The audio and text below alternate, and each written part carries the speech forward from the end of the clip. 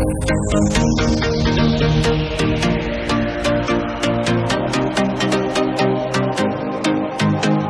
ಎಲ್ಲರಿಗೂ ನಮಸ್ಕಾರ. ನಾನು ಮೋಹನ್ ಕುಮಾರ್. ಸ್ಪರ್ಧಾ ಕರ್ನಾಟಕ ಯೂಟ್ಯೂಬ್ ಚಾನಲ್ಗೆ ಪ್ರೀತಿಯ ಸ್ವಾಗತ. ಡಿಯರ್ ಫ್ರೆಂಡ್ಸ್, ಈಗಾಗಲೇ ನಮ್ಮ ಸ್ಪರ್ಧಾ ಕರ್ನಾಟಕ ಯೂಟ್ಯೂಬ್ ಚಾನಲ್ನಲ್ಲಿ ಕೆಸೆಟ್ ಪೇಪರಿಗೆ ಸಂಬಂಧಿಸಿದಂತೆ ಪೇಪರ್ 2 ಇತಿಹಾಸದ ಪ್ರಶ್ನೆಗಳ ಬಗ್ಗೆ ನಾನು ಈಗಾಗಲೇ ಮಾತಾಡಿದ್ದೇನೆ. ನೋಡಿ, ಈ ಹಿಸ್ಟ್ರಿ ಪ್ರಶ್ನೆಗಳಿಗೆ ಸಂಬಂಧಿಸಿದಂತೆ ಪ್ರಶ್ನೆಗಳು ಮತ್ತು ನಮಗೆ ಈ ಕರ್ನಾಟಕ ಇತಿಹಾಸದಲ್ಲಿ ಏನೆಲ್ಲ ಪ್ರಶ್ನೆಗಳು ಬಂದಿದೆ ಅಂತಕ್ಕಂಥದ್ದನ್ನು ಲಾಸ್ಟ್ ವಿಡಿಯೋದಲ್ಲಿ ಮಾತಾಡಿದ್ದೆ.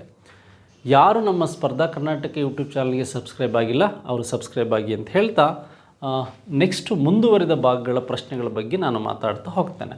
ಡಿಫ್ರೆಂಡ್ಸ್, ಈಗ ಮುಂದುವರೆದ ಭಾಗಗಳು ಅಥವಾ ಪ್ರಶ್ನೆಗಳು ಏನಿದೆ ಅಂತಕ್ಕಂಥದ್ದನ್ನು ನಾವು ನೋಡ್ತಾ ಹೋದರೆ ಇಲ್ಲಿ ನಮಗೆ ಏನೆಲ್ಲ ಪ್ರಶ್ನೆಗಳು ಬರ್ಬೋದು ಅಂತಕ್ಕಂಥದ್ದನ್ನು ನಾನು ಮಾತಾಡ್ತೀನಿ. ಈಗ ವಿಜಯನಗರಕ್ಕೆ ಭೇಟಿ ನೀಡಿದ್ರ ಬಗ್ಗೆ ಒಂದು ಪ್ರಶ್ನೆ ಇದೆ ಡಿಯರ್ ಫ್ರೆಂಡ್ಸ್. ನೋಡಿ, ಲಾಸ್ಟ್ ಕಾನ್ಸೆಪ್ಟಲ್ಲಿ ನಾನು ಈ ಒಂದು ಪ್ರಾಚೀನ ಕರ್ನಾಟಕ ಇತಿಹಾಸ ಏನಿದೆ, ಇತಿಹಾಸದ 8 ಯೂನಿಟ್ಗಳಲ್ಲಿ ಕೆಸೆಟ್ ಎಕ್ಸಾಮಿನೇಷನ್ನು, ಈ ಕರ್ನಾಟಕ ಸ್ಟೇಟ್ ಎಲಿಜಿಬಿಲಿಟಿ ಟೆಸ್ಟ್ ಏನಿದೆ, ಈ ಲೆಕ್ಚರ್ಶಿಪ್ ಎಲಿಜಿಬಿಲಿಟಿ ಟೆಸ್ಟ್ ಏನಿದೆ, ಕೆಸೆಟ್ಟಿಗೆ ಸಂಬಂಧಿಸಿದಂಥ ಪ್ರಶ್ನೆಗಳ ಬಗ್ಗೆ ಮಾತಾಡಿದ್ವಿ. ಇವತ್ತು ನಾವು ಈ ಮಧ್ಯಕಾಲೀನ ಕರ್ನಾಟಕ ಇತಿಹಾಸದಲ್ಲಿ ಹೆಚ್ಚಾಗಿ ಪ್ರಶ್ನೆಗಳು ಎಲ್ಲೆಲ್ಲಿ ಬಂದಿದೆ ಅಂತ ನೋಡಿ. ಒಂದು 3 ಚಾಪ್ಟ್ರಲ್ಲಿ ಹೆಚ್ಚಾಗಿ ಪ್ರಶ್ನೆ ಬಂದಿದೆ ಮತ್ತು ಕರ್ನಾಟಕ ಒಡೆಯರಿಗಿಂತ ಹೆಚ್ಚಾಗಿ ನಮಗೆ ಕರ್ನಾಟಕ ಫ್ರೀಡಮ್ ಮೂಮೆಂಟಲ್ಲಿ ಪ್ರಶ್ನೆಗಳು ಬಂದಿರೋದನ್ನು ಕಾಣ್ಬೋದು. 1336ರಲ್ಲಿ ನಮ್ಮ ವಿಜಯನಗರ ಸಾಮ್ರಾಜ್ಯ ಸ್ಥಾಪನೆ ಆಯ್ತಲ್ವ, ಇದ್ರ ಮೇಲೆ ಪ್ರಶ್ನೆಗಳು ಬಂದಿದೆ. ಹಾಗೆ 1347ರಲ್ಲಿ ಸ್ಥಾಪನೆಯಾದಂತಹ ಈ ಒಂದು ಬಹುಮನಿ ಸಾಮ್ರಾಜ್ಯ ಏನಿದೆ, ಇದ್ರ ಮೇಲೆ ಪ್ರಶ್ನೆಗಳು ಬಂದಿದೆ. ಹಾಗೆ 1489ರಲ್ಲಿ ಸ್ಥಾಪನೆಯಾದಂತಹ ಬಿಜಾಪುರದ ಆದಿಲ್ ಶಾಹಿಗಳೇನಿದೆ, ಇದ್ರ ಮೇಲೆ ಪ್ರಶ್ನೆಗಳು ಬಂದಿದೆ. ಕೊನೆಗೆ ನಮಗೆ ಈ ಕರ್ನಾಟಕದ ಸ್ವತಂತ್ರ ಹೋರಾಟ ಏನಿದೆ, ಇವುಗಳ ಮೇಲೆ ಪ್ರಶ್ನೆಗಳು ಬಂದಿದೆ ಅಂತಕ್ಕಂಥದ್ದು ಗಮನದಲ್ಲಿರಬೇಕು. ನೋಡಿ, ಇಲ್ಲಿ ಹಕ್ಕ ಬುಕ್ಕ ಅಂತ ಏನು ಕರಿತೀವಿ, ಈ ಹಕ್ಕ ಬುಕ್ಕ ಅಂತಕ್ಕಂಥವರಿಂದ ವಿಜಯನಗರ ಸ್ಥಾಪನೆ ಆಯಿತು. ಹಾಗೆ ಬಹುಮನಿ ಸಾಮ್ರಾಜ್ಯ ಈ ಒಂದು ಹಸನ್ ಗಂಗು ಬಹುಮನ್ ಶಾ ಅಂತಕ್ಕಂಥವನಿಂದ ಇದು ಸ್ಟಾರ್ಟ್ ಆಯಿತು. ನೆಕ್ಸ್ಟ್ ಹಾಗಾದರೆ ಬಿಜಾಪುರದ ಆದಿಲ್ ಶಾಹಿಗಳು ಸ್ಟಾರ್ಟ್ ಆಗಿದ್ದು ನಮಗೆ ಈ ಯೂಸಿಫ್ ಆದಿಲ್ ಶಾಹಿಯಿಂದ ಇದು ಒಂದು ಸ್ಟಾರ್ಟ್ ಆಯಿತು. ಹಾಗಾದರೆ ವಿಜಯನಗರಕ್ಕೆ ಸಂಬಂಧಿಸಿದಂಥ ಪ್ರಶ್ನೆಯಲ್ಲಿ ಕೇಳ್ತಾ ಹೋಗಿದ್ದಾರೆ. ನೋಡಿ, ವಿಜಯನಗರಕ್ಕೆ ಭೇಟಿ ನೀಡಿದಂತಹ ಈ ಅಬ್ದುಲ್ ರಜಾಕ್ ಡ್ಯಾಶ್ ಆಸ್ಥಾನದ ರಾಯಭಾರಿಯಾಗಿದ್ದನು. ಯಾವ ಅಂಬಾಸಿಡರ್ ಆಗಿ ಇವನು ಯಾರ ಆಸ್ಥಾನಕ್ಕೆ ಬಂದ ಅಂತಕ್ಕಂಥ ಪ್ರಶ್ನೆ ನಮಗೆ ಕೇಳ್ತಾ ಹೋಗ್ತಾರೆ. ನೋಡಿ, ಈ ಅಬ್ದುಲ್ ರಜಾಕ್ ಬಗ್ಗೆ ಪ್ರಶ್ನೆಗಳೇನು ಅಂದರೆ, ಈತ ಪರ್ಷಿಯಾದವನು ಅಂತಕ್ಕಂಥದ್ದು ನಮಗೆ ಗೊತ್ತಿರಬೇಕು. ಪರ್ಷಿಯಾ ಅಂದರೆ ನಿಮಗೆ ಗೊತ್ತಿದೆ, ಇರಾನ್ ಅಂತಕ್ಕಂಥದ್ದು ಗೊತ್ತಿರಬೇಕು.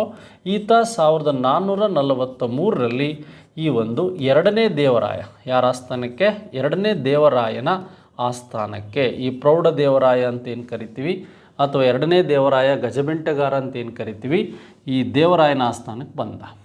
ಹಾಗಾದರೆ ಈತನನ್ನು ಇರಾತ್ ಅಥವಾ ಈ ಒಂದು ಇರಾನ್ ದೇಶದ ಈ ಶಾರುಖ್ ಖಾನ್ ಅಂತಕ್ಕಂಥವನೇನು ಮಾಡ್ದ, ಈತನ ಆಸ್ಥಾನಕ್ಕೆ ಕಳಿಸ್ದ. ನೋಡಿ, ಅಬ್ದುಲ್ ರಜಾಕ್ ವಿಜಯನಗರವನ್ನು ಕುರಿತು ಏನಂತ ಹೇಳ್ತಾನೆ, ವಿಜಯನಗರದಂಥ ಸಾಮ್ರಾಜ್ಯವನ್ನು ನಾನು ಕಣ್ಣಿನಿಂದ ಕಂಡಿಲ್ಲ ಅಂತ ಹೇಳ್ತಾನೆ. ಹಾಗೆ ಇಂಥ ಸಾಮ್ರಾಜ್ಯದ ಬಗ್ಗೆ ಇರುವಂಥ ಮಾಹಿತಿ ಕಿವಿಯಿಂದ ಬೇರೊಂದು ಸಾಮ್ರಾಜ್ಯದ ಬಗ್ಗೆ ನಾನು ಕೇಳಿಲ್ಲ ಅಂತ ಹೇಳ್ತಾನೆ.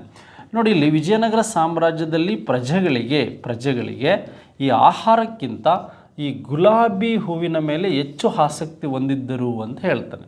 ನಮಗೆ ನಿಕೋಲೋ ಡಿ ಕೋಂಟ್ ಇರ್ಬೋದು, ಅಬ್ದುಲ್ ರಜಾಕ್ ಇರ್ಬೋದು, ಮೊರಕ್ಕೋ ದೇಶದಿಂದ ಬಂದಂಥ ಇಬನ್ ಬಟೋಟಾ 1ನೇ ಹರಿಹರನ ಕಾಲಕ್ಕೆ ಬಂದಂಥವನು ಇರ್ಬೋದು, ನ್ಯೂನಿಜ್ ಇರ್ಬೋದು, ಪೆಡ್ರಿಕ್ ಸೀಸರ್ ಇರ್ಬೋದು, ನಿಕೆಟಿನ್ ಇರ್ಬೋದು ರಷ್ಯಾದವನು. ಈ ರೀತಿಯಾಗಿ ಈ ಟ್ರಾವೆಲರ್ಸ್ಗಳಂತಕ್ಕಂಥವ್ರು ಬರ್ತಾರೆ. ನೋಡಿ, ಕೆಸೆಟ್ ಪೇಪರಲ್ಲಿ ಕೇಳಿರ್ತಕ್ಕಂಥ ಪ್ರಶ್ನೆ ಇದು. ವಿಜಯನಗರಕ್ಕೆ ಭೇಟಿ ನೀಡಿದ ಅಬ್ದುಲ್ ರಜಾಕ್ ಆಸ್ಥಾನ ಯಾರ ರಾಯಭಾರಿಯಾಗಿ ಭಾರತಕ್ಕೆ ಬಂದ, ವಿಜಯನಗರ ಆಸ್ಥಾನದಲ್ಲಿ ದೇವರಾಯನ ಆಸ್ಥಾನಕ್ಕೆ ಬಂದಿದ್ರ ಬಗ್ಗೆ ಕೇಳ್ತಾರೆ. ನೆಕ್ಸ್ಟ್ ಈಗ ಮತ್ತೊಂದು ಪ್ರಶ್ನೆಯಲ್ಲಿ ಮ್ಯಾಚ್ ದ ಫಾಲೋಯಿಂಗ್ ಬಂದಿರತಕ್ಕಂಥದ್ದನ್ನು ನಾವು ನೋಡ್ಬೋದು ಸ್ನೇಹಿತರೆ. ಪ್ರವಾಸಿಗರ ಪಟ್ಟಿ, ಅವರು ವಿಜಯನಗರ ಸಾಮ್ರಾಜ್ಯದ ರಾಜರು ಪಟ್ಟಿ ಆಳ್ವಿಕೆಯ ಕಾಲದಲ್ಲಿ ಭೇಟಿ ನೀಡಿದ್ದರು ಅಂತ, ಪ್ರವಾಸಿಗರು ಮತ್ತು ರಾಜರು ಅಂತ. Abdul Razak, Niccolo D Conte, ಹಾಗೆ ನಮಗೆ ಈ ಒಂದು ಗನರ್ ನ್ಯೂನಿಜ್ ಅಂತಕ್ಕಂಥವನು, ಹಾಗೆ ಬಾರ್ಬೋಸಾ ಅಂತಕ್ಕಂಥವನ ಬಗ್ಗೆ ನೋಡೋಣ. ನೋಡಿ, ಈಗ ತಾನು ಹೇಳಿದೆ ಅಬ್ದುಲ್ ರಜಾಕ್ ಅಂತಕ್ಕಂಥವನು 2ನೇ ದೇವರಾಯ ಅಂದರೆ ನಮಗೆ ಫಸ್ಟ್ ಆಪ್ಷನ್ಸಲ್ಲಿ ಇದು ಒಂದೇ ಇರೋದು 2ನೇ ದೇವರಾಯ. ಹಾಗೆ ನಿಕೊಲೋ ಡಿ ಕೋಂಟಿ ಅಂತಕ್ಕಂಥವನು, ಅಬ್ದುಲ್ ರಜಾಕ್ ಅಂತಕ್ಕಂಥವನು ನಾನು ಈಗಾಗಲೇ ಹೇಳ್ದಂಗೆ ಈತ ಪರ್ಷಿಯಾ ಅಂತ ಗೊತ್ತಿರಬೇಕು. ಹಾಗೆ ನಿಕೊಲೋ ಡಿ ಕೋಂಟಿ ಅಂತಕ್ಕಂಥವನು ಒಂದೊಂದು ಸಾರಿ ಇಟಲಿಯ ವೆನೀಷಿಯಾ ಅಂತ ಗೊತ್ತಿರಬೇಕು. ಎಲ್ಲಿ ಅವನಂದರೆ ಇಟಲಿಯ ವೆನೀಷಿಯಾದವನು ಅಂತ. ಇಟಲಿ ಕೇಳ್ದಂಗೆ ವೆನೀಷಿಯಾ ಕೇಳೋ ಸಾಧ್ಯತೆಗಳಿರುತ್ತೆ. ಹಾಗೆ ನಮಗೆ ಈ ಗರ್ನಾವ್ ನ್ಯೂನಿಜ್ ಅಂತಕ್ಕಂಥವನು ಅಚ್ಯುತರಾಯನ ಕಾಲಕ್ಕೆ ಬರ್ತಾನೆ. ಇವನು ಎಲ್ಲಿ ಅವನಂದರೆ ಈ ಒಂದು ಪೋರ್ಚುಗಲ್ ಅಥವಾ ಪೋರ್ಚುಗೀಸ್ ಅಥವಾ ಪೋರ್ಚುಗಲ್ಲಿಂದ ಬಂದಂಥವನು. ಈಗ ಡೊಮಿಂಗೋ ಫಯಾಜ್ ಮತ್ತು ಬಾರ್ಬೋಸಾ ಶ್ರೀಕೃಷ್ಣ ದೇವರಾಯನ ಆಸ್ಥಾನಕ್ಕೆ ಬಂದಿದ್ದರು. ಇವರು ಎಲ್ಲಿಯವರು ಅಂದರೆ ಈ ಒಂದು ಪೋರ್ಚುಗಲ್ಲಿಂದ ಬಂದಂಥವ್ರು ಅಂತಕ್ಕಂಥದ್ದು ನಿಮಗೆ ಗೊತ್ತಿರಬೇಕು. ಎಸ್, ಇದಾಯಿತು. ಹಾಗೆ ನ್ಯೂನಿಜ್ಜಿಗೆ 4-1 ಆಯಿತು. ಹಾಗೆ ಬಾರ್ಬೋಸಾಗೆ ಕೃಷ್ಣದೇವರಾಯ ಆಯಿತು. ಇದೇ ರೀತಿಯಾಗಿ ಪ್ರಶ್ನೆಗಳು ನಿಮಗೆ ಕೇಳ್ತಾ ಹೋಗ್ಬೋದು. ವಿಜಯನಗರ ಸಾಮ್ರಾಜ್ಯದಲ್ಲಿ ಇದುವರೆಗೆ ಕೆಸೆಟ್ ಪ್ರಶ್ನೆ ಪತ್ರಿಕೆಗಳು ಯಾವ ರೀತಿ ಕೇಳ್ತಾ ಹೋಗಿದ್ದಾನೆ ಮತ್ತು ನಿಮಗೆ ಇದ್ರ ಬಗ್ಗೆ ಮಾಹಿತಿ ಇರಬೇಕು. ನಿಕೊಲೋ ಡಿ ಕೋಂಟಿ ಇಟಲಿಯ ವೆನೀಷಿಯಾ ಅಂತ ಗೊತ್ತಾಯಿತು. ನೋಡಿ, ಈ ಥರದ್ದು ಎ ಮತ್ತು ಆರ್ ನಿಮಗೆ ಪ್ರತಿಪಾದನೆ ಮತ್ತು ಸಮರ್ಥನೆ ಮೇಲೆ ಹೆಚ್ಚು ಪ್ರಶ್ನೆಗಳು ಬರುತ್ತೆ. ನೋಡಿ, ದಕ್ಷಿಣ ಸ್ವತಂತ್ರ ಹಿಂದೂ ಭಾರತದ ಇತಿಹಾಸದಲ್ಲಿ ವಿಜಯನಗರ ಇತಿಹಾಸವು ಒಂದು ಕೊನೆಯ ಭವ್ಯ ಅಧ್ಯಾಯ ಅಂತ. ಹಿಂದೂ ಭಾರತದಲ್ಲಿ ಅಂದರೆ 1336, 1565, 1656 ಈ 3 ಇಂಪಾರ್ಟೆಂಟಾಗಿ ನಿಮಗೆ ನೆನಪಿರಬೇಕು. ಯಾಕೆಂದರೆ ವಿಜಯನಗರ ಸ್ಥಾಪನೆ, ನೆಕ್ಸ್ಟ್ ನಮಗೆ ವಿಜಯನಗರ ತಾಳಿಕೋಟೆ ಕದನ ನಡೆದಿದ್ದು, ನೆಕ್ಸ್ಟ್ ವಿಜಯನಗರ ಅಂತ್ಯ ಆಗೋದಕ್ಕೆ ಏನೆಲ್ಲ ಕಾರಣ ಆಯಿತು ನೋಡೋಣ. ಸ್ಟೇಟ್ಮೆಂಟ್ ಏನು ಕೊಟ್ಟಿದ್ದಾನಂತ ಹೋದನ. ದಕ್ಷಿಣ ಸ್ವಾತಂತ್ರ್ಯ ಹಿಂದೂ ಭಾರತ ಇತಿಹಾಸದಲ್ಲಿ ವಿಜಯನಗರ ಇತಿಹಾಸವು ಒಂದು ಭವ್ಯ ಅಧ್ಯಾಯವಾಗಿತ್ತು. ಸರಿ ಇದೆ. ಸಾಮ್ರಾಜ್ಯವು ಹಲವಾರು ರಾಜ್ಯಗಳಾಗಿ ವಿಂಗಡಣೆಯಾಗಿ ಅವುಗಳನ್ನು ರಾಜಮನೆತನಗಳ ರಾಜಕುಮಾರರು ಆಳ್ವಿಕೆ ಮಾಡ್ತಾಯಿದ್ರು ಅಂತ ಕಾನ್ಸೆಪ್ಟ್ ಮೇಲೂ ಸಹ ನಮಗೆ ಪ್ರಶ್ನೆಗಳನ್ನು ಕೇಳ್ಬೋದು. ಎಸ್, ನಮಗೆ ರಾಜಮನೆತನಗಳಾಗಿ ಫಸ್ಟ್ ಸಂಗಮ್ ಬಂತು, ಸಾಳ್ವ ಬಂತು, ತುಳುವ ಬಂತು, ಅರವೀಡು ಬಂತು. ಈ ತುಳುವ ಮನೆತನದವನು ಯಾರು ಅಂದರೆ ಈ ಒಂದು ಶ್ರೀಕೃಷ್ಣ ದೇವರಾಯ ಅಂತಕ್ಕಂಥದ್ದು ಸ್ನೇಹಿತರೆ ಗೊತ್ತಿರಬೇಕು. ಎಸ್, ಹಾಗಾದ್ರೆ ನಮಗೆ ಎ ಸರಿಯಾಗಿದೆ, ಆರ್ ಸರಿಯಾಗಿದೆ. ಏಕೆಂದರೆ ಇತಿಹಾಸದಲ್ಲಿ ಹಿಂದೂ ಸಾಮ್ರಾಜ್ಯಗಳಿಗೆ ಸಂಬಂಧಿಸಿದಂತೆ ಎ ಎರಡೂ ಸರಿಯಾಗಿದೆ. ಹೇಗೆ ಸರಿಯಾದ ವಿವರಣೆ ಇದಾಗಿಲ್ಲ ಅಂತಕ್ಕಂಥದ್ದು. ಈ ಸೆಂಟೆನ್ಸು ಒಂದಕ್ಕೊಂದು ಪೂರಕವಾಗಿದ್ದರೆ ಮಾತ್ರ ನಾವು ಎ ಆರ್ ಸರಿಯಾಗಿದೆ, ಆ ವಿವರಣೆ ಅದಕ್ಕೆ ಸಮರ್ಥನೆಯಾಗಿದೆ ಅಂತ ಹಾಕಬೇಕು. ಹಾಗಾಗಿ ಆಪ್ಷನ್ 2 ಏನಿದೆ ಇದಕ್ಕೆ ಸರಿಯಾದ ಉತ್ತರ ಅಂತ ಗೊತ್ತಿರಬೇಕು ಸ್ನೇಹಿತರೆ. ನೆಕ್ಸ್ಟು ಮತ್ತೊಂದು ಪ್ರತಿಪಾದನೆ ಪ್ರಶ್ನೆ ಇಲ್ಲಿದೆ ನೋಡಿ. ಆಪ್ಷನ್ ಎನಲ್ಲಿ ಪಶ್ಚಿಮ ಕರಾವಳಿಯಲ್ಲಿ ನೆಲೆ ಮಾಡಿದ ಪೋರ್ಚುಗೀಸರೊಡನೆ ಕೃಷ್ಣದೇವರಾಯ ಸ್ನೇಹ ಸಂಬಂಧವನ್ನು ಹೊಂದಿದ್ದನು. ನೋಡಿ, ಈಗ ಪೂರ್ವ ಪಶ್ಚಿಮ ಕರಾವಳಿ ನಿಮಗೆ ಗೋವಾ ಗೊತ್ತಿದೆ. ಈ ಗೋವಾ 1510ರಲ್ಲಿ ಈ ಒಂದು ಯೂಸುಫ್ ಆದಿಲ್ ಶಾಹಿಯಿಂದ ಗೋವನ್ನು ಗೆದ್ದು ಪೋರ್ಚುಗೀಸರಿಗೆ ಏನು ಮಾಡಿಕೊಟ್ಟ, ಆತ ರಾಜಧಾನಿಯಾಗಿ ಮಾಡಿಕೊಟ್ಟ. ಕಾರಣ ಏನು ಅಂದರೆ ಇವರೊಂದಿಗೆ ವ್ಯಾಪಾರ ಸಂಪರ್ಕ ಅನ್ನೋದಕ್ಕೆ ಮತ್ತು ಈ ಕುದುರೆಗಳ ವ್ಯಾಪಾರ ಅಥವಾ ಕುದುರೆಗಳನ್ನು ಆಮದು ಮಾಡ್ಕೊಳ್ಳೋದಕ್ಕೆ ಮಾಡ್ದ ಅಂತ. ಶ್ರೀಕೃಷ್ಣದೇವರಾಯ ಅವರು ಶ್ರೇಷ್ಠ ಆಡಳಿತಗಾರ, ವಿದ್ವಾಂಸ ಮತ್ತು ಕಲೆ ಹಾಗೂ ವಿದ್ಯಾಭ್ಯಾಸಕ್ಕೆ ಹೆಚ್ಚು ಪ್ರೋತ್ಸಾಹ ನೀಡಿದ.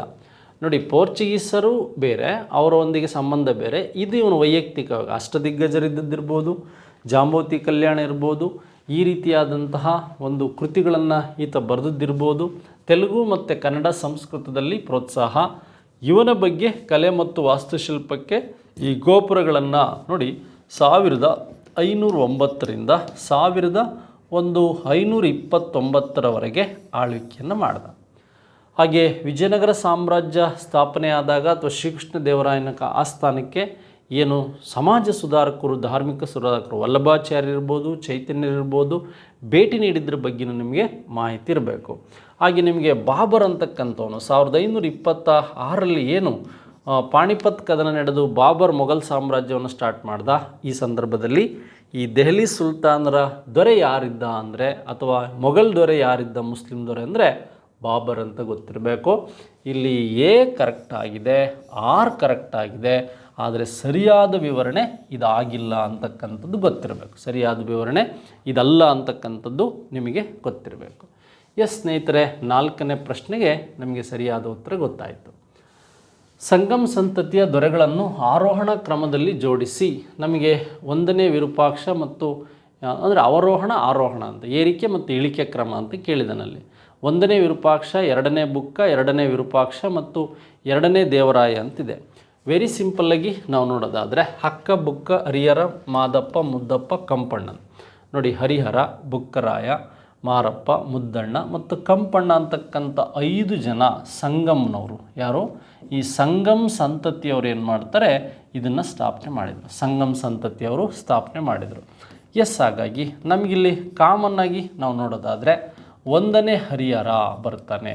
ನೆಕ್ಸ್ಟ್ ಒಂದನೇ ಹರಿಹರ ಆದಮೇಲೆ ಒಂದನೇ ಬುಕ್ಕರಾಯ ಬರ್ತಾನೆ. ಒಂದನೇ ಬುಕ್ಕರಾಯ ಆದಮೇಲೆ ನಮಗೆ ಎರಡನೇ ಹರಿಹರ ಬರ್ತಾನೆ. ನೋಡಿ, ಒಂದನೇ ಹರಿಹರ ಆದಮೇಲೆ ಎರಡನೇ ರಾಯ. ನೆಕ್ಸ್ಟ್ ಬರ್ತಕ್ಕಂಥವನು ಎರಡನೇ ಬುಕ್ಕರಾಯ ಅಂತಕ್ಕಂಥದ್ದು ಗೊತ್ತಿರಬೇಕು, ಬುಕ್ಕರಾಯ ಅಂತಕ್ಕಂಥವನು. ನೆಕ್ಸ್ಟ್ ಅದಾದಮೇಲೆ ನಮಗೆ ಈ ಒಂದನೇ ದೇವರಾಯ ಬರ್ತಾನೆ, ಈ ದೇವರಾಯ ಬರ್ತಾನೆ. ಅದಾದಮೇಲೆ ನಮಗೆ ಈ ಎರಡನೇ ದೇವರಾಯ ಬರ್ತಾನೆ. ಕೊನೆಯವನು ಯಾರು ಅಂದರೆ ಮಲ್ಲಿಕಾರ್ಜುನ ನಂತರ ಬಂದಂಥವನು ಮೂರನೇ ವಿರೂಪಾಕ್ಷ ಅಂತಕ್ಕಂಥದ್ದು ಗೊತ್ತಿರಬೇಕು, ವಿರೂಪಾಕ್ಷ ಅಂತ ಗೊತ್ತಿರಬೇಕು. ನಮಗಿಲ್ಲಿ ಒಂದನೇ ವಿರೂಪಾಕ್ಷ ಬಂದಿದ್ದಾನೆ, ಎರಡನೇ ಬುಕ್ಕರಾಯ ಗೊತ್ತಿದ್ದಾನೆ. ನೆಕ್ಸ್ಟ್ ಎರಡನೇ ವಿರೂಪಾಕ್ಷ ಮತ್ತು ಎರಡನೇ ದೇವರಾಯ. ನೋಡಿ, ಎರಡನೇ ದೇವರಾಯ ಇಲ್ಲಿದ್ದಾನೆ, ಲಾಸ್ಟಿಗಿದ್ದಾನೆ. ಎರಡನೇ ದೇವರಾಯ ಎಲ್ಲಿದ್ದಾನೆ, ಲಾಸ್ಟಿಗಿರ್ತಕ್ಕಂಥ ಪ್ರಶ್ನೆಗಳ ಬಗ್ಗೆ ನಾವು ನೋಡ್ತಾ ಹೋಗೋಣ. ಹಾಗಾದರೆ ಈಗ ಒಂದನೇ ವಿರೂಪಾಕ್ಷ ಅಂದರೆ ಈ ಎರಡನೇ ಬುಕ್ಕರಾಯ ಇದನ್ನಲ್ಲ, ನಮಗೆ ಎರಡನೇ ಬುಕ್ಕರಾಯನ ಮೇಲ್ ಬರ್ತಕ್ಕಂಥವನೇ ಒಂದನೇ ವಿರೂಪಾಕ್ಷ. ಇಲ್ಲಿ ಒಂದನೇ ವಿರೂಪಾಕ್ಷ ಇದ್ದ ಅಂತ ನಿಮಗೆ ಗೊತ್ತಿರಬೇಕು. ಈಗ 1, 2 ರೈಟ್ ಆಗಿದೆ. ಅದರಲ್ಲಿ ಎರಡನೇ ದೇವರಾಯ ಮತ್ತು ಎರಡನೇ ವಿರೂಪಾಕ್ಷನ ಬಗ್ಗೆ ಮಾಹಿತಿ ಬೇಕು. ನೋಡಿ, ಎರಡನೇ ದೇವರಾಯ ಆದಮೇಲೆ ಇಲ್ಲಿ ಎರಡನೇ ವಿರೂಪಾಕ್ಷ, ಮೂರನೇ ವಿರೂಪಾಕ್ಷ ಬರ್ತಾರೆ. ಹಾಗಾಗಿ ಈ ಆಪ್ಷನ್ ಸರಿಯಾಗಿದೆ. ಮೊದಲ ದೊರೆ ಒಂದನೇ ಹರಿಹರ, ಕೊನೆಯ ದೊರೆ ಮೂರನೇ ವಿರೂಪಾಕ್ಷ. ಎಲ್ಲ ಬುಕ್ಸಲ್ಲಿ ಮಲ್ಲಿಕಾರ್ಜುನ ಅಂತ ಇರುತ್ತೆ. ಈ ರೀತಿಯಾಗಿ ಗೊತ್ತಿರಬೇಕು ನಮಗೆ. ಒಟ್ಟಾರೆಯಾಗಿ ಈ ಎರಡನೇ ಹರಿಹರನ ನಂತರ ಈ ಒಂದನೇ ವಿರೂಪಾಕ್ಷ ಬರ್ತಾನೆ, ನಂತರ ಬುಕ್ಕರಾಯ ಬರ್ತಾನೆ ಅಂತಕ್ಕಂಥದ್ದು ನಿಮಗೆ ಗೊತ್ತಿರಬೇಕಾದಂತಹ ಒಂದು ವಿಚಾರ ಅಂತಕ್ಕಂಥದ್ದು. ಹಾಗಾದರೆ ಈ ಕಾನ್ಸೆಪ್ಟಲ್ಲಿ ನಮಗೆ 5ನೇ ಪ್ರಶ್ನೆಗೆ ಈ ಉತ್ತರ ಗೊತ್ತಾಯಿತು. ನೆಕ್ಸ್ಟ್ ನಮಗೆ ಇಲ್ಲಿ ಇವರ ಸಾಮ್ರಾಜ್ಯ ಆಡಳಿತ ಮತ್ತು ಇವರುಗಳ ಬಗ್ಗೆ ಮಾಹಿತಿಯನ್ನು ಕೊಡ್ತಾ ಹೋಗಿದ್ದಾರೆ. ಇದು Ibn Battuta, Abdul Razak, Marco Polo ಮತ್ತು ಡೊರೆಂಟ್ ಬಾರ್ಬೋಸಾ ಅಂತಕ್ಕಂಥದ್ದು ನಿಮಗೆ ಗೊತ್ತಿರಬೇಕು.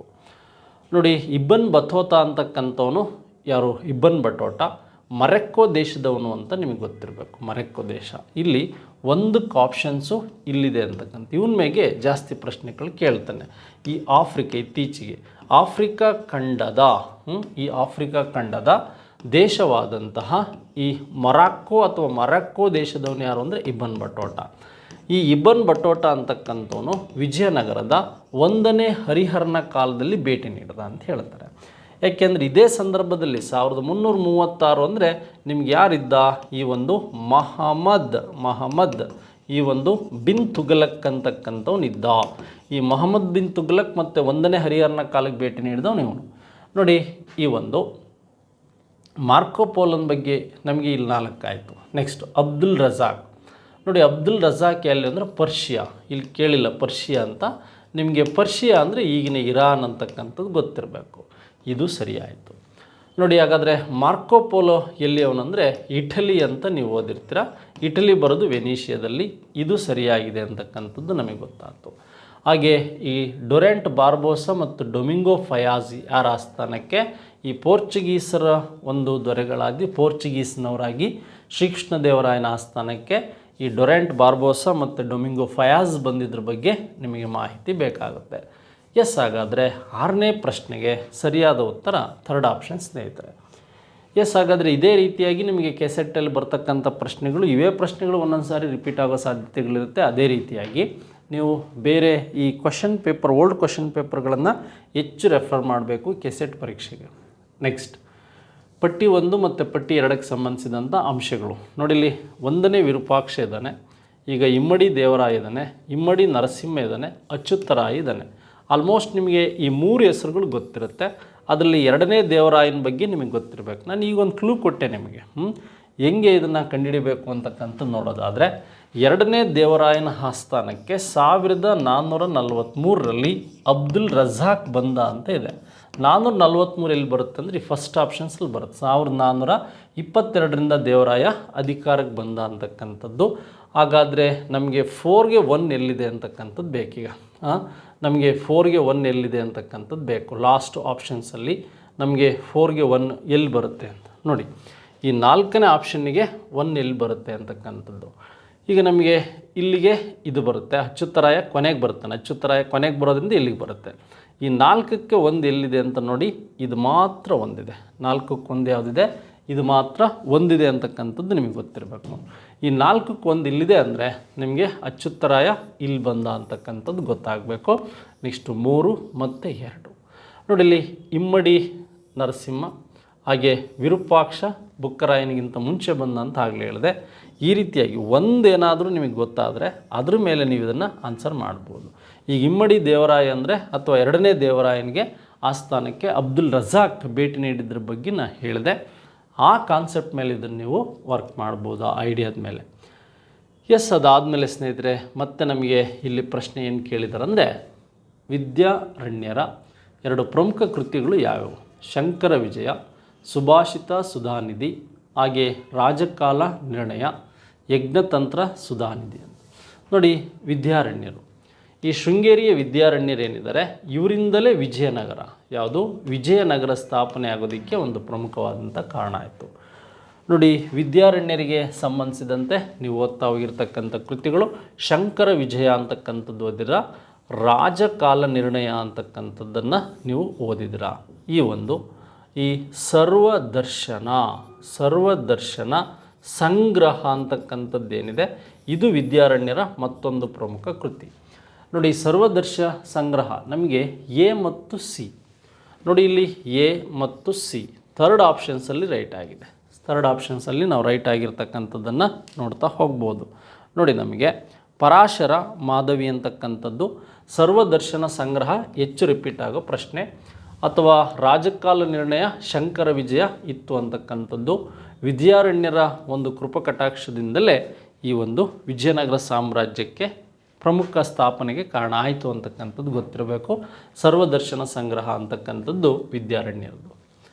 ನೆಕ್ಸ್ಟ್ ಈ ಥರ ಸ್ಟೇಟ್ಮೆಂಟ್ ವೈಸ್ ಪ್ರಶ್ನೆ ಬಂದಾಗ ಪ್ರತಿಪಾದನೆ ಮತ್ತು ಸಮರ್ಥನೆ 15 ಮತ್ತು 16ನೇ ಶತಮಾನದಲ್ಲಿ ನೋಡಿ. 15ನೇ ಮತ್ತು 16ನೇ ಶತಮಾನದಲ್ಲಿ ಶ್ರೀಕೃಷ್ಣದೇವರಾಯ ಇದ್ದಂಥ ಸಂದರ್ಭದಲ್ಲಿ ಪೂರ್ವಾರ್ಧದಲ್ಲಿ ವಿಜಯನಗರ ಸಾಮ್ರಾಜ್ಯ ಇಡೀ ದಕ್ಷಿಣ ಭಾರತದಲ್ಲಿ ಅತ್ಯಂತ ವಿಸ್ತಾರ ಮತ್ತು ಶ್ರೀಮಂತ ರಾಜ್ಯವಾಗಿತ್ತು. ಎಸ್, ಏಕೆಂದರೆ ವೈಡೂರ್ಯಗಳನ್ನು ನಾವು ಬೀದಿಗಳಲ್ಲಿ ಮಾರ್ತಾಯಿದ್ರು.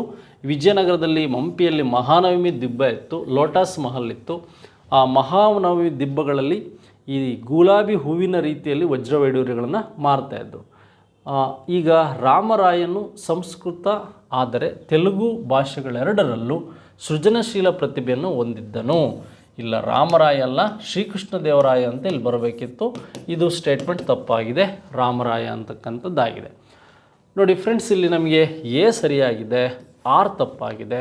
ಅವನು ಇಲ್ಲಿ ಪ್ರತಿಭೆಯನ್ನು ಹೊಂದಿದ್ದನು ಅಂತಕ್ಕಂಥ ಆನ್ಸರ್ ಏನಾದ್ರು ಕೊಟ್ಟಾಗ ಇದು ತಪ್ಪಾಗುತ್ತೆ. ಪ್ರತಿಭೆಯನ್ನು ಕೊಟ್ಟಿದ್ದ ಅಂತ ಹೇಳಿದಾಗ ತಪ್ಪಾಗುತ್ತೆ. ಹಾಗಾಗಿ ಈ 9ನೇ ಪ್ರಶ್ನೆಗೆ ನಿಮಗೆ ಸರಿಯಾದ ಉತ್ತರ ಗೊತ್ತಾಯ್ತು. ಈಗ 3ನೇ ಆಪ್ಷನ್ಸ್ ಎ ಮತ್ತು ಆರನ್ನು ಕೊಟ್ಟಾಗ ನೀವು ತಾಳ್ಮೆಯಿಂದ ಇದಕ್ಕೆ ಆನ್ಸರನ್ನು ಮಾಡಬೇಕು. ಎಸ್, ಅದಾದಮೇಲೆ ಮತ್ತೆ ಕೃಷ್ಣದೇವರಾಯನು ತೆಲುಗು ಮತ್ತು ಸಂಸ್ಕೃತ ವಿದ್ವಾಂಸನಾಗಿದ್ದನು. ಸಮರ್ಥನೆ ಅವನ ಆಸ್ಥಾನದಲ್ಲಿ ಅಷ್ಟದಿಗ್ಗಜರೆಂಬ 8 ಪ್ರತಿಭಾವಂತ ತೆಲುಗು ಕವಿಗಳಿಂದ ಅಲಂಕೃತಗೊಂಡಿತ್ತು ಅಂತ. ಇದರಲ್ಲಿ ಹಲ್ಲಸಾನಿ ಪೆದ್ದಣ್ಣ ಇರ್ಬೋದು, ಇವರೆಲ್ಲ ಇದ್ದಂಥದ್ದು. ಹಾಗೆ ಕನ್ನಡದವ್ರು ಇದ್ದರೂ ಸಹ ತೆಲುಗು ಕೃತಿಗಳನ್ನೇ ಬರೆದಿದ್ದರು ಅಷ್ಟಪ್ರಧಾನರು ಅಂತಕ್ಕಂಥದ್ದು ಗೊತ್ತಿರಬೇಕು. ಈಗ ಅಮುಕ್ತ ಮೌಲ್ಯ ಇರ್ಬೋದು, ಜಾಂಬವತಿ ಕಲ್ಯಾಣ ಇರ್ಬೋದು, ರಸಮಂಜರಿ, ಅಂದರೆ ಇವರ ಕೃತಿಗಳು ಹೆಚ್ಚಾಗಿ ಯಾವ್ಯಾವ ಭಾಷೆಯಲ್ಲಿದೆ ಅಂತ ಲಾಸ್ಟ್ ಯೂಟ್ಯೂಬ್ ಚಾನಲ್ ಕ್ಲಾಸ್ಗಳಲ್ಲೆಲ್ಲ ನಾನು ಮಾತಾಡಿದ್ದೀನಿ. ಹಾಗಾಗಿ ಈ ಒಂದು ಲಿಟ್ರೇಚರಿಗೆ ಇದು ರಿಲೆವೆಂಟ್ ಇದೆ, ಪೂರಕವಾಗಿದೆ. ಈಗ ನೋಡಿ, ಎ ಆರ್ ಎರಡೂ ಸರಿ, ವಿವರಣೆಯೂ ಸರಿಯಾಗಿದೆ ಅಷ್ಟೇ. ಎ ಆರ್ ಎರಡೂ ಸರಿ, ವಿವರಣೆಯೂ ಸಹ ಇಲ್ಲೇನಾಗಿದೆ ಸರಿಯಾಗಿದೆ ಅಂತಕ್ಕಂಥದ್ದು ನಿಮಗೆ ಗೊತ್ತಿರಬೇಕು. ವಿವರಣೆಯೂ ಸಹ ಸರಿಯಾಗಿದೆ ಅಂತಕ್ಕಂಥದ್ದು ನಿಮಗೆ ಗೊತ್ತಿರಬೇಕು ಸ್ನೇಹಿತರೆ. ಎಸ್, ಹಾಗಾದರೆ ಮುಂದಿನ ಕಾನ್ಸೆಪ್ಟ್ ಮೇಲೆ ನಾವು ನೋಡೋದಾದರೆ ನೋಡಿ, ಇಲ್ಲಿ ಬೀದರ್ ಪಟ್ಟಿ 1 ಮತ್ತು ಪಟ್ಟಿ 2ಕ್ಕೆ ಸಂಬಂಧಿಸಿದಂತೆ ಪ್ರಶ್ನೆಗಳನ್ನು ಕೇಳಿದ್ದಾರೆ ನೋಡಿ ಇಲ್ಲಿ ಹೊಂದಿಸ್ತಾ ಹೋಗಬೇಕು. ಬಿಜಾಪುರದ ಆದಿಲ್ ಶಾಹಿಗಳು, ಬಿಜಾಪುರದ ಯೂಸಿಫ್ ಆದಿಲ್ ಶಾಹಿ 1489ರಲ್ಲಿ ಸ್ಥಾಪನೆ ಆಯಿತು ಅಂತಕ್ಕಂಥದ್ದು ನಮಗೆ ಗೊತ್ತಾಯಿತು. ನೋಡಿ ಇಲ್ಲಿ ಬೀದರ್ ಇದೆ, ಅಹಮದ್ ನಗರ ಇದೆ ಮತ್ತು ಗೋಲ್ಕಂಡ ಅಂತಕ್ಕಂಥದ್ದಿದೆ. ನೋಡಿ ನಾವೀಗ ಗೋಲ್ಕಂಡದ ಬಗ್ಗೆ ಅಧ್ಯಯನ ಮಾಡೋದಾದರೆ ಗೋಲ್ಕಂಡದಲ್ಲಿ ಕುತುಬ್ ಶಾಹಿಗಳು ಅಂತ ಬರ್ತಾರೆ. 1512ರಲ್ಲಿ ಗೋಲ್ಕಂಡ ಸ್ಥಾಪನೆ ಆದಮೇಲೆ. ಬಿಜಾಪುರ ಆದಮೇಲೆ ನಮಗೆ ಈ ಅಹಮದ್ ನಗರ ಮತ್ತು ಬೀದರ್ ಬಗ್ಗೆ ನಮಗೆ ಮಾಹಿತಿ ಬೇಕಾಗುತ್ತೆ. ನೋಡಿ ಇಲ್ಲಿ ಈ ಅಹಮದ್ ನಗರದಲ್ಲಿ ಯಾರು ಬರ್ತಾರೆ, ಬೀದರ್ನಲ್ಲಿ ಯಾರು ಬರ್ತಾರೆ ಅಂತಕ್ಕಂಥದ್ದು ನಮಗೆ ಬೇಕು. ಫಸ್ಟ್ ಇಲ್ಲಿ ಕ್ರಾಸ್ ಚೆಕ್ ಮಾಡೋಣ. ಗೋಲ್ಕಂಡ 2 ಇದೆಯಾ ಅಂತಕ್ಕಂಥದ್ದು ನೋಡ್ತಾ ಹೋಗೋಣ. ಲಾಸ್ಟಿಗೆ ಗೋಲ್ಕಂಡ ಇಲ್ಲಿ 2 ಇದೆ, ಹಾಗೆ ಬಿಜಾಪುರ ಇಲ್ಲಿ 1 ಇದೆ, ಹಾಗೆ ಬೀದರ್ನಲ್ಲಿ ಬರೀದ್ ಶಾಹಿಗಳು ಅಂತಕ್ಕಂಥವ್ರು ಬರ್ತಾರೆ. 1490ರಲ್ಲಿ ಬರೀದ್ ಶಾಹಿಗಳ ಬಗ್ಗೆ ನಮಗೆ ಅಧ್ಯಯನ ಆಗುತ್ತೆ ಇಲ್ಲಿ ಅಂತಕ್ಕಂಥದ್ದು ಇದು. ಹಾಗಾದರೆ ಅಹಮದ್ ನಗರದ ರಾಣಿ ಚಾಂದ್ ಬೇಬಿ ಅಥವಾ ಈ ಒಂದು ಅಹಮದ್ ಅಂತಕ್ಕಂಥದ್ದು ಏನಾಯಿತು, ಇಲ್ಲಿ ಸಾಮ್ರಾಜ್ಯ ಸ್ಥಾಪನೆ ಆಗಿದ್ದು, ಇದು ಸಹ 1490ರಲ್ಲಿ ಇದು ಸ್ಥಾಪನೆ ಆಯಿತು. ಬೀದರ್ ಮತ್ತು ಅಹಮದ್ ನಗರ ಅಂತಕ್ಕಂಥದ್ದು ನಮಗೆ ಗೊತ್ತಾಯಿತು. ನೆಕ್ಸ್ಟ್ ನಮಗೆ ಈಗ ಇರ್ತಕ್ಕಂಥದ್ದು ಯಾವುದಂದರೆ ಈ ಬರೀದ್ ಶಾಹಿಗಳು ಅಂತಕ್ಕಂಥದ್ದು. ಈಗ ನಮಗೆ ಬರೀದ್ ಶಾಹಿಗಳು ನೋಡಿ ಬೀದರ್ ಅಂತಕ್ಕಂಥದ್ದು ನಮಗೆ ಇದು ಕೊನೆಯದಾಗಿ ಬೀದರು 1526. ನೆಕ್ಸ್ಟ್ ನಮಗೆ ಈ ಬಿರಾರ್ ಅಂತ ಬರುತ್ತೆ. ಬಿರಾರ್ನ ಇಮಾಮ್ ಶಾಹಿಗಳು ಅಂತ, ಬಿರಾರ್ನ ಈ ಒಂದು ಇಮಾಮ್ ಶಾಹಿಗಳು ಅಂತ ಬರ್ತಾರೆ. ಇದು 1490 ಅಂತಕ್ಕಂಥದ್ದು ಗೊತ್ತಿರಬೇಕು. ಹಾಗಾದರೆ ಈ ಬೀದರ್ ಅಂತಕ್ಕಂಥದ್ದು ಏನಿದೆ ಇದು 1526 ಕೊನೆಯದಾಗಿ ಬಂದಂಥ. ನಿಮ್ಗೆ ಇಲ್ಲಿ ಗೊತ್ತಿರಬೇಕು, ಬಿಜಾಪುರದ ಆದಿಲ್ ಶಾಹಿಗಳೇ ಫಸ್ಟು. ಈ ಒಂದು ಬೀದರ್ ಏನಿದೆ, ಬೀದರಲ್ಲಿ ಬರ್ತಕ್ಕಂತಹ ನಿಮಗೆ ಇವ್ರ ಬಗ್ಗೆನೂ ಸಹ ಬರೀಬೇಕು. ಬರೀದ್ ಶಾಹಿಗಳು ಎಲ್ಲಿ ಬರ್ತಾರೆ, ಬಿರಾರ್ನ ಅಹಮದ್ ಶಾಹಿಗಳು ಎಲ್ಲಿ ಬರ್ತಾರೆ ಅಂತಕ್ಕಂಥದ್ದು. ಬರೀರ್ನ ಅಹಮದ್ ಶಾಹಿಗಳು ನಿಮಗೆ ಗೊತ್ತಿರ್ತಾ ಹೋಗಬೇಕು. ಹಮೀದ್ ಅಲಿ ಬರೀದ್ ಅಂತಕ್ಕಂಥವ್ರು, ಇದು ಗೊತ್ತಾಯಿತು. ಹಾಗಾದರೆ ನಮಗೆ ಬಿರಾರ್ ಬಗ್ಗೆ ಮತ್ತು ಬಿರಾರ್ 1490, ಬೀದರ್ 1526, ಬಿಜಾಪುರದ ಬಗ್ಗೆ ಯೂಸಿಫ್ ಆದಿಲ್ ಶಾಹಿ ಬಗ್ಗೆ ಗೊತ್ತಾಯಿತು. ಹಾಗಾದರೆ ನಮಗೆ 4th ಒನ್ ಇಲ್ಲಿ ಕರೆಕ್ಟ್ ಆನ್ಸರ್ ಅಂತ ಗೊತ್ತಾಗಬೇಕು. ನೆಕ್ಸ್ಟ್ ಗುಲ್ಬರ್ಗ, ಹಾಗೆ ಬಿಜಾಪುರ, ದೌಲತಾಬಾದ್ ಮತ್ತು ಜೌನಾಪುರದ ಬಗ್ಗೆ ಮಾಹಿತಿ ಬೇಕು ಸ್ನೇಹಿತರೆ. ಫಿರೋಜ್ ಶಾ, ಬಹುಮನಿ, ಗೋರಿ, ಗುಲ್ಬರ್ಗ, ಅಹಮದ್ ಆದಿಲ್ ಶಾನ ಗೋರಿ, ಗೋಲ್ಕಂಡ, ಬಿಜಾಪುರ. ನೋಡಿ ಇದು ಗುಲ್ಬರ್ಗ ಕರೆಕ್ಟ್ ಇದೆ. ಇಲ್ಲಿ ಮೊಹಮ್ಮದ್ ಆದಿಲ್ ಶಾ ಅಂತಕ್ಕಂಥವನು ಗೋಲ್ ಗುಂಬಾಜನ್ನು ನಿರ್ಮಾಣ ಮಾಡಿದ 1627ರಿಂದ 1657ಕ್ಕೆ ಇಲ್ಲಿ ಗೋರಿ ಇರೋದಿಲ್ಲ. ಇವೆರಡು ಆಪ್ಷನ್ ಸರಿಯಾಗಿದೆ. ನೋಡಿ ಇಲ್ಲಿ ಚಾರ್ ಮಿನಾರ್ ಬೇರೆ, ಚಾಂದ್ ಮಿನಾರ್ ಬೇರೆ. ಚಾಂದ್ ಮಿನಾರ್ಗೆ ಸಂಬಂಧಿಸಿದಂತೆ ಇದು ದೌಲತಾಬಾದ್, ನಮಗೆ ಈ ಮಹಾರಾಷ್ಟ್ರದ ದೌಲತಾಬಾದಲ್ಲಿರ್ತಕ್ಕಂಥದ್ದು ಚಾಂದ್ ಮಿನಾರ್, ಹೈದರಾಬಾದಲ್ಲಿರ್ತಕ್ಕಂಥದ್ದು ಚಾಂದ್ ಮಿನಾರ್. ಹಾಗೆ ಈಗ ನನಗೆ ತಾಲಾದೇವಿ ಮಜೀದ್ ಎಲ್ಲಿದೆ ಅಂದರೆ ಜೌನಾಪುರ ಅಂತಕ್ಕಂಥದ್ದು, ಉತ್ತರ ಪ್ರದೇಶದ ಜೌನಾಪುರದಲ್ಲಿರ್ತಕ್ಕಂಥದ್ದು ಇದು. ಹಾಗಾಗಿ 4th ಒನ್ ಸರಿ ಇದೆ. 12ನೇ ಪ್ರಶ್ನೆಗೆ ನಮಗೆ 4th ಒನ್ ಆಪ್ಷನ್ಸ್ ಏನಿದೆ ಇದು ಸರಿಯಾಗಿದೆ ಸ್ನೇಹಿತರೆ. ಹಾಗಾದರೆ ಈ ಕಾನ್ಸೆಪ್ಟ್ಗಳಿಗೆ ಸಂಬಂಧಿಸಿದಂತೆ 12ನೇ ಪ್ರಶ್ನೆಗೆ ನಮಗೆ ಸರಿಯಾದ ಉತ್ತರ ಗೊತ್ತಾಯಿತು. ಮತ್ತು ಇಲ್ಲಿ ನಮಗೆ ಬಿಜಾಪುರದ ಅಹಮದ್ ಆದಿಲ್ ಶಾ ಸೆಕೆಂಡ್ ಅಥವಾ ಶಾನ ಗೋರಿ ಎಲ್ಲಿದೆ ಅಂತ ಸಹ ಗೊತ್ತಾಯಿತು. ನೋಡಿ ನಮಗೆ ವಿಜಯನಗರ ಆದಮೇಲೆ ಬಿಜಾಪುರದ ಮೇಲೆ ಒಂದು 4-5 ಪ್ರಶ್ನೆಗಳು ಕೇಳಿರ್ತಕ್ಕಂಥದ್ದು ನೋಡ್ತಾ ಹೋದ್ವಿ. ಈಗ ಬಹುಮನಿ ಸಾಮ್ರಾಜ್ಯ ಆರಂಭದಿಂದಲೂ ವಿದೇಶಿಯರು ಅಲ್ಲಿಯ ರಾಜಕೀಯದಲ್ಲಿ ಗಣನೀಯ ಪ್ರಭಾವ ಬೀರಿದರು. ಸಮರ್ಥನೆ. ಬಹುಮನ್ ಶಾ ರಾಜನು ದಕ್ಕನ್ ಪ್ರತಿಷ್ಠಿತರನ್ನು ನಂಬುತ್ತಿರಲಿಲ್ಲ. ಇದು ಮೇಜರ್ ಆದಂಥ ಪ್ರಾಬ್ಲಮ್. ನೋಡಿ ಇಲ್ಲಿ ಎರಡೂ ಸರಿಯಾಗಿರ್ತಕ್ಕಂಥ ಪ್ರಶ್ನೆಗಳಲ್ಲಿ ನಮಗೆ ಪ್ರಶ್ನೆ ಏನು ಅಂತಕ್ಕಂಥದ್ದು ಇಲ್ಲಿ ಎರಡೂ ಸರಿಯಾಗಿದೆ. ಆದರೆ ಒಂದಕ್ಕೊಂದು ವಿವರಣೆ ಅಂತಕ್ಕಂಥದ್ದು ಕರೆಕ್ಟಾಗಿಲ್ಲ, ಒಂದಕ್ಕೊಂದು ವಿವರಣೆ ಅಂತಕ್ಕಂಥದ್ದು ಸರಿಯಾಗಿಲ್ಲ ಅಂತಕ್ಕಂಥದ್ದು ಗೊತ್ತಿರಬೇಕು. ನೆಕ್ಸ್ಟ್ ಈ ಕೆಳಗಿನ ಯಾವ್ಯಾವು ಬಹುಮನಿ ಸಾಮ್ರಾಜ್ಯದ ರಾಜಧಾನಿಗಳಾಗಿದ್ದವು?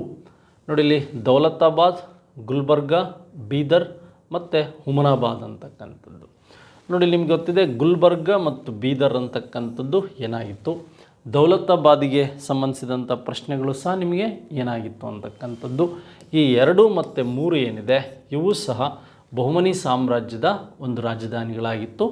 ನಂತರ ಬಿಜಾಪುರ ಅಂತಕ್ಕಂಥದ್ದು ಏನಿದೆ ಅದು ಈ ಆದಿಲ್ ಶಾಹಿಗಳ ರಾಜಧಾನಿ ಆಗಿತ್ತು. ಬಹುಮನಿ ಸುಲ್ತಾನರಲ್ಲಿ ಮೊಹಮ್ಮದ್ ಗವಾನನು ಡ್ಯಾಶ್ ಅಧಿಕಾರವನ್ನು ಮೊಟಕುಗೊಳಿಸುವ ಮೂಲಕ ಸೈನಿಕ ಆಡಳಿತದಲ್ಲಿ ಕ್ರಾಂತಿಕಾರಕ ಬದಲಾವಣೆಯನ್ನು ಕಾರ್ಯಗತಗೊಳಿಸಿದನು. ತರಫುದಾರರು ಅಂದರೆ 8 ತರಫುಗಳನ್ನು ಇವನು ಹೊಂದಿದ್ದ. ಈ ಬಿದರಿ ಕಲೆಯನ್ನು ತಂದವನೇ. ಈ ಮದರಸವನ್ನು ನಿರ್ಮಾಣ ಮಾಡಿದವನು ಬೀದರ್ನಲ್ಲಿ ಈ ಗವಾನ್ ಅಂತಕ್ಕಂಥದ್ದು. ಹಾಗೆ ಸಾಮಂತರು ಅಂದರೆ ನಿಮಗೆ ಗೊತ್ತಿರಬೇಕು, ಆಸ್ಥಾನದಲ್ಲಿರ್ತಕ್ಕಂಥ ಇತರರಿಗೆ ಸಾಮ್ರಾಜ್ಯ ಇವರಿಗೆ ಅಡಿಯಾಗಿರ್ತಕ್ಕಂಥ ಸಾಮಂತರು. ಆದರೆ ಈ ಅಂಶ ಏನಿದೆ, ಜಾಗೀರ್ದಾರರು ಭೂಮಿಯನ್ನು ಅವರ ಒಡೆತನಕ್ಕೆ ಕೊಟ್ಟು ಅವರಿಗೆ ಜೀವ ಅಂದರೆ ನಡೆಸೋದಕ್ಕೆ ಮಾಡಿದಂಥ ಒಂದು ಜಾಗೀರ್ ಪದ್ಧತಿ. ನೋಡಿ, ಜಾಗೀರು ಅಧಿಕಾರವನ್ನು ಮೊಟಕುಗೊಳಿಸುವ ಉದ್ದೇಶದಿಂದ ಕ್ರಾಂತಿಕಾರಿ ಬದಲಾವಣೆ ತಂದಂಥವನು ಗವಾನ್ ಅಂತ. ಮಿಶ್ರಲೋಹದ ಬಿದಿರಿ ಕಲೆ ಇರ್ಬೋದು, ಹಾಗೆ ಮದರಸ ಬೀದರ್ನಲ್ಲಿ ನಿರ್ಮಿಸಿದ್ದೀವನೇ ಅಂತಕ್ಕಂಥದ್ದು ನಿಮಗೆ ಗೊತ್ತಿರಬೇಕು. ನೆಕ್ಸ್ಟ್, ಈ ಕೆಳಗಿನ ಯಾವ ಸ್ಮಾರಕಗಳು ಬಿಜಾಪುರದಲ್ಲಿ ಇದೆ? ಮಲ್ಲಿಕೆ ಮೈದಾನ್ ಪಿರಂಗಿ ಅಂತ. ನೋಡಿ, ಈ 1ನೇ ಆಲಿ ಆದಿಲ್ ಶಾನ ಕಾಲದಲ್ಲಿ 1655ರಲ್ಲಿ ಅಳಿಯ ರಾಮರಾಯ 1ನೇ ಆಲಿ ಆದಿಲ್ ಶಾ ಚಾಂದ್ ಬೇಬಿಯ ಗಂಡ, ಇವ್ರ ಕಾಲದಲ್ಲಿ ನಡೆದಂಥ ವಿಜಯನಗರ ಸಾಮ್ರಾಜ್ಯದ ಒಂದು ತಾಳಿಕೋಟೆ ಕದನದಲ್ಲಿ ಯೂಸ್ ಮಾಡಿದಂತಹ ಒಂದು ಮಾಲಿಕೆಯ ಮೈದಾನ್ ಪಿರಂಗಿ ಅಂತಕ್ಕಂಥದ್ದು ಗೊತ್ತಿರಬೇಕು ನಿಮಗೆ. ಅದೇ ರೀತಿಯಾಗಿ ಈ ಒಂದು ಗಗನ್ ಮಹಲ್ ಇರ್ಬೋದು, ಹೀರಾ ಮಹಲ್ ಇರ್ಬೋದು, ಅಶ್ರಫ್ ಮಹಲ್ ಇರ್ಬೋದು, ಇವೆಲ್ಲ ಎಲ್ಲಿದೆ ಅಂದರೆ ಬಿಜಾಪುರದಲ್ಲಿದೆ. ಹಾಗೆ ಇಬ್ರಾಹಿಂ ರೋಜಾ ಅಂತಕ್ಕಂಥದ್ದು, ದಕ್ಷಿಣದ ತಾಜ್ ಮಹಲ್ ಅಂತ ಏನು ಡಾಕ್ಟರ್ ಕಜಿನ್ ಕರೀತಾರೆ ಅದಿರ್ಬೋದು. ಹಾಗೆ ನಮಗೆ ಈ ಗೋಳ ಗುಮ್ಮಟ ಅಂತಕ್ಕಂಥದ್ದು ಇರ್ಬೋದು, ಇವೆಲ್ಲ ಬಿಜಾಪುರದಲ್ಲಿದೆ. ಈಗ ಎ ಮತ್ತು ಸಿ, ಈಗ 1 ಮತ್ತು 3 ಎಲ್ಲಿ ರೈಟ್ ಆಗಿದೆ ಅಂದರೆ ಇಲ್ಲಿ ರೈಟ್ ಆಗಿದೆ. ಈ ಕಾನ್ಸೆಪ್ಟ್ ಬಗ್ಗೆ ಗೊತ್ತಿರಬೇಕು. ಮಾಲಿಕೆ ಮೈದಾನ್ ಪಿರಂಗಿ ಅಂತಕ್ಕಂಥದ್ದು ಹಸನ್ ರೂಮಿ ಅಂತಿದ್ರು ಶಿಲ್ಪಿ ಏನಿದ್ದಾರೆ 1549ರಲ್ಲಿ ಇದು ರಚನೆ ಆಗಿತ್ತು. ಇದನ್ನು ಎಲ್ಲಿ ಬಳಸಿದ್ರು ಅಂದರೆ ಈ ಒಂದು 1ನೇ ಆಲಿ ಆದಿಲ್ ಶಾನ ಕಾಲದಲ್ಲಿ ನಡೆದಂಥ ತಾಳಿಕೋಟೆ ಕದನದಲ್ಲಿ ಇದು ಬಳಕೆ ಆಯಿತು ಅಂತಕ್ಕಂಥದ್ದು ನಿಮಗೆ ಗೊತ್ತಿರಬೇಕು. ಕೆಳಗಿನವುಗಳನ್ನು ಕಾಲಾನುಕ್ರಮದಲ್ಲಿ ಜೋಡಿಸಿ. ಫಿರೋಜ್ ಶಾ, ಬಹುಮನಿ ಗೋರಿ ಮತ್ತು ಗಿಯಾಸುದ್ದೀನ್ ಗೋರಿ, ಇಲ್ತಮಷ್ ಗೋರಿ ಮತ್ತು ಕುತುಬ್ ಮಿನಾರ್. ನೋಡಿ, ಫಸ್ಟ್ ದೆಹಲಿಯಲ್ಲಿ ಕುತುಬ್ ಮಿನಾರ್ 1192ರ ಒಂದು 2ನೇ ತರೈನ್ ಕದನದ ಸ್ಮರಣಾರ್ಥವಾಗಿ ಏನಾಗುತ್ತೆ, ಫಸ್ಟ್ ಸ್ಟಾರ್ಟ್ ಮಾಡ್ತಾನೆ ಐಬಕ್. ನೆಕ್ಸ್ಟ್ ಅದಾದಮೇಲೆ ಇಲ್ತಮಸ್ನ ಗೋರಿ ಅಂತಕ್ಕಂಥದ್ದು ನಿಮಗೆ ಗೊತ್ತಿರಬೇಕು, ಇಲ್ತಮಸ್ನ ಗೋರಿ ಅಂತಕ್ಕಂಥದ್ದು. ಗಿಯಾಸುದ್ದೀನ್ ಆದಮೇಲೆ ನಮಗೆ ಈ ಬಹುಮನಿಗೆ ಸಂಬಂಧಿಸಿದಂತೆ ಈ ಬಹುಮನಿ ಗೋರಿ ಅಂತಕ್ಕಂಥದ್ದು ಬರೋದು. ಫಸ್ಟ್ ನಮಗೆ ಇಲ್ಲಿ ಬೇಸಿಕ್ಕಾಗಿ ಕುತುಬ್ ಮಿನಾರ್ 1 ಗೊತ್ತಾದರೆ ಸಾಕು, ಇಲ್ಲಿದೆ. ನೆಕ್ಸ್ಟ್ ಇಲ್ತಮಷ್ ಗೊತ್ತಿದೆ 2 ಮತ್ತು 1. 17ನೇ ಪ್ರಶ್ನೆಗೆ ಥರ್ಡ್ ಒನ್ ರೈಟ್ ಆನ್ಸರ್. 17ನೇ ಪ್ರಶ್ನೆಗೆ ನಮಗೆ ಥರ್ಡ್ ಒನ್ ರೈಟ್ ಆನ್ಸರ್ ಅಂತ ಗೊತ್ತಾಯಿತು. ನೆಕ್ಸ್ಟ್ ಅದಾದಮೇಲೆ ಈ ಕೆಳಗಿನವುಗಳನ್ನು ಕಾಲಾನುಕ್ರಮದಲ್ಲಿ ಬರೆಯಿರಿ ಅಂತ. ಯೂಸಿಫ್ ಆದಿಲ್ ಶಾ ಅಂದರೆ ಆದಿಲ್ ಖಾನ್, ಒಡಿಸ್ಸಾದ 1ನೇ ನರಸಿಂಹ, 2ನೇ ದೇವರಾಯ, ದೇವಗಿರಿಯ ಮೇಲೆ ಮಲ್ಲಿಕಾಫರ್ನ ದಾಳಿ. ನೋಡಿ, ನಮಗೆ 2ನೇ ದೇವರಾಯ ಅಂದರೆ 1443 ಈ ಕಾನ್ಸೆಪ್ಟ್ ಅಬ್ದುಲ್ ರಜಾಕ್, 1307ರಲ್ಲಿ ದೇವಗಿರಿ, ಅದಾದಮೇಲೆ ನಿಮಗೆ ವಾರಂಗಲ್ ಆದಮೇಲೆ ದ್ವಾರ ಸಮುದ್ರದ ಮೇಲೆ ದಾಳಿ ಮಾಡ್ತಾನೆ. 307 ಮತ್ತು 8ರಲ್ಲಿ ಇವನು ದಾಳಿ ಮಾಡಿದ್ರ ಬಗ್ಗೆ ಗೊತ್ತಿರಬೇಕು. ನೋಡಿ, ಒಡಿಸ್ಸಾದ 1ನೇ ನರಸಿಂಹ ಅಂತಕ್ಕಂಥವನೇನಿದ್ದಾನೆ ಇವನು ದಾಳಿ ಮಾಡಿದ್ದು ಅಥವಾ ಇವನ ಕಾಲಾವಧಿ ಅಂತಕ್ಕಂಥದ್ದು ನಮಗೆ ಗೊತ್ತಿರಬೇಕು, 1264. ಬಿಜಾಪುರದ ಯೂಸಿಫ್ ಆದಿಲ್ ಶಾ ಅಂದರೆ ನಿಮ್ಗೆ ಗೊತ್ತಿದೆ 1510ರಲ್ಲಿ ಗೋವಾ ಇವನಿಂದಲೇ ರಾಜಧಾನಿ ಆಗಿತ್ತು ಅಂತ. ಎ ಲಾಸ್ಟಿಗೆ ಎಲ್ಲಿದೆ ಅಂತಕ್ಕಂಥದ್ದು ನಮಗೆ ಬೇಕೀಗ. ಎ ಲಾಸ್ಟಿಗೆ ಎಲ್ಲಿದೆ ಅಂತ ನೋಡಿ. ಎ ಇಲ್ಲೂ ಲಾಸ್ಟ್ ಇದೆ, ಇಲ್ಲೂ ಲಾಸ್ಟ್ ಇದೆ. ಹಾಗಾದರೆ ಇಯರ್ ವೈಸ್ ನೋಡಿದಾಗ 1266 ಒಡಿಸ್ಸಾದ ಇಲ್ಲಿ ಬರ್ತಾನೆ. ಅದಾದಮೇಲೆ ನಮಗೆ ಮಲ್ಲಿಕಾಫರ್ ಬರ್ತಾನೆ, ಮಲ್ಲಿಕಾಫರ್ನ ದಾಳಿ. ಅದಾದಮೇಲೆ ನಮಗೆ 3ನೇದು ಈತ ಬರ್ತಾನೆ. ಈತ ಆದಮೇಲೆ ಯಾರು ಬರ್ತಾನೆ, ಈ ಒಂದು ನಮಗೆ ಬಿಜಾಪುರದ ಯೂಸಿಫ್ ಆದಿಲ್ ಶಾಹಿ ಬರ್ತಾನೆ. ಈ ಥರ ಇಯರ್ಗಳನ್ನು ಸಹ ನಾವು ನೆನ್ಪಿಟ್ಕೊಳ್ಳೋದಕ್ಕೆ ಪ್ರಯತ್ನ ಪಡಬೇಕಾಗುತ್ತೆ. ಈ ಕಾನ್ಸೆಪ್ಟ್ ಮೇಲೂ ಸಹ ನಿಮಗೆ ಪ್ರಶ್ನೆಗಳು ಬರ್ಬೋದು. ನೆಕ್ಸ್ಟ್ ನಮಗೆ ಮಾಡರ್ನ್ ಕರ್ನಾಟಕದಲ್ಲಿ ಕೆಲವು ಕಾನ್ಸೆಪ್ಟ್ ಮೇಲೆ ಪ್ರಶ್ನೆ ಕೇಳಿದ್ದಾರೆ. ಫ್ರೀಡಮ್ ಮೂಮೆಂಟ್ ಮೇಲೆ ಒಂದು 3-4 ಪ್ರಶ್ನೆ ಕೆಸೆಟ್ಟಲ್ಲಿ ಬಂದಿದೆ. ಬಟ್ ನೆಕ್ಸ್ಟ್ ಮಿಡಿವಲ್ ಮತ್ತು ಏನ್ಷಿಯಂಟಲ್ಲಿ ಹೆಚ್ಚು ಪ್ರಶ್ನೆಗಳಿದೆ. ಹಾಗೆ ಈ ಮಿಡಿವಲ್ ಮತ್ತು ಏನ್ಷಿಯಂಟಲ್ಲಿ ಕೆಸೆಟ್ಟಲ್ಲಿ ಹೆಚ್ಚು ಪ್ರಶ್ನೆಗಳಿದೆ. ಮಾಡರ್ನ್ ಮತ್ತು ಮಿಡಿವಲ್ ಬಗ್ಗೆಯೂ ಕ್ವಶನ್ ಡಿಸ್ಕಷನ್ ಮಾಡೋಣ. ಈಗ ಶಿವಪುರ, ಮಂಡ್ಯದ ಒಂದು ಶಿವಪುರ ಧ್ವಜ ಸತ್ಯಾಗ್ರಹ ಭಾರತದ ಮೊದಲ ಮೈಸೂರು ಕಾಂಗ್ರೆಸ್ ಧ್ವಜ ಸತ್ಯಾಗ್ರಹ ಅಂತ ಕರಿತೀವಿ. ನೋಡಿ, ಇದು 1938 ಈ ಒಂದು ಏಪ್ರಿಲ್ 11ನೇ ತಾರೀಕು ನಡೆದಂಥದ್ರ ಬಗ್ಗೆ ಗೊತ್ತಿರಬೇಕು. ಟಿ ಸಿದ್ದಲಿಂಗಯ್ಯ ಇದರ ಅಧ್ಯಕ್ಷರಾಗಿದ್ದರು ಅಂತಕ್ಕಂಥದ್ದು.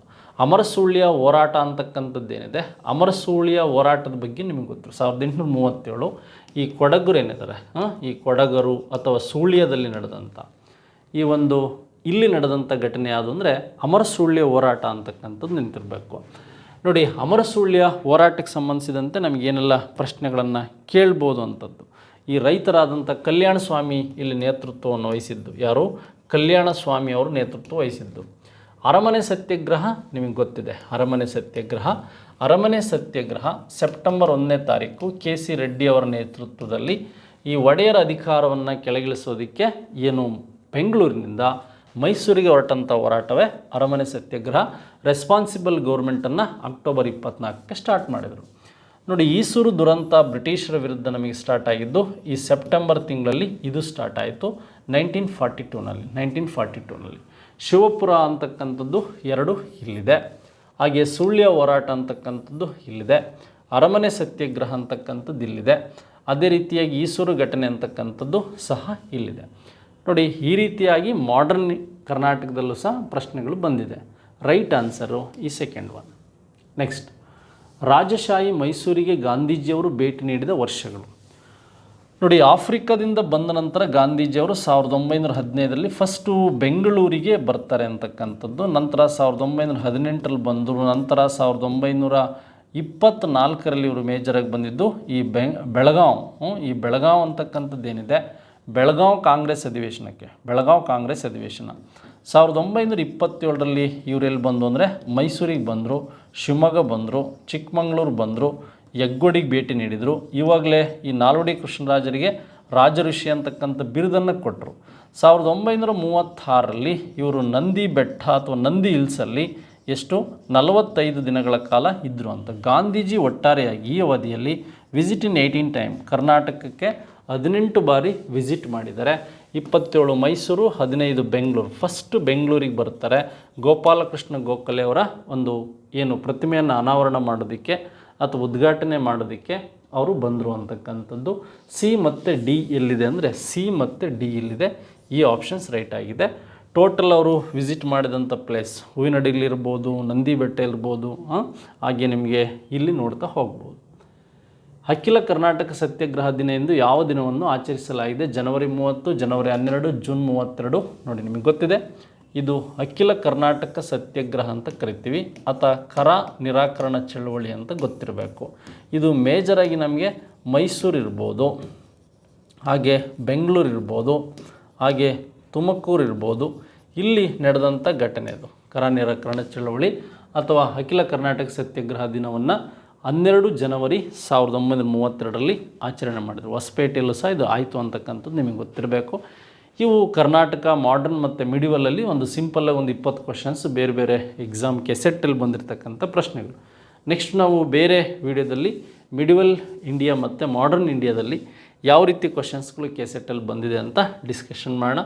ಎಲ್ಲರಿಗೂ ಸಹ ಥ್ಯಾಂಕ್ ಯು ವೆರಿ ಮಚ್. ನಿಮಗೆ ಈ ವಿಡಿಯೋ ಇಷ್ಟ ಆದರೆ ಇತರರಿಗೂ ಪರಿಚಯಿಸಿ ಅಂತ ಹೇಳ್ತಾ ಈ ವಿಡಿಯೋ ಮುಗಿಸ್ತಾ ಇದ್ದೀನಿ. Thank you very much. ಎಲ್ಲರಿಗೂ ಧನ್ಯವಾದಗಳು.